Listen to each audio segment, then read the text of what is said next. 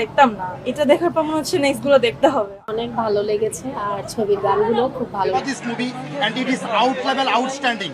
সবাইকে বলবো মুভিটা একবার দেখেন, যদি ওয়াও না হয় টাকা আমার কাছ থেকে নিয়ে যায়। ঈদে মুক্তি পাওয়া সিনেমার মধ্যে রকিস্টার সব দিক দিয়ে এগিয়ে নতুন কিছু করার চেষ্টায় বাংলাদেশের দর্শককে নতুন টেস্ট দেওয়ার ইচ্ছায় আজমান রসু নির্মাণ করেন রকিস্টার।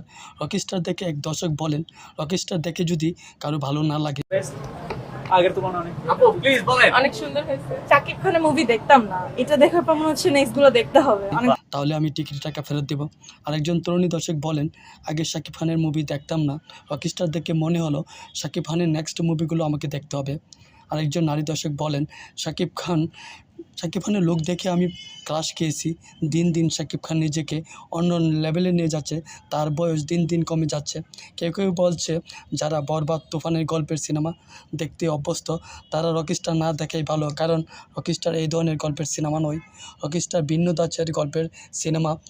নেটিজনদের মতে রকিস্টারের মাধ্যমে শাকিব খান দর্শকদেরকে নতুন রুচির পরিবর্তনের চ্যালেঞ্জে নেমেছে, তাকে অ্যাপ্রিসিয়েট করাই যেতে পারে।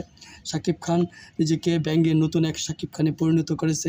এই প্রথম মিউজিক নিয়ে বাংলাদেশে সিনেমা নির্মাণ, তার জন্য আজমান রসুকে স্যালুট দেওয়া দরকার।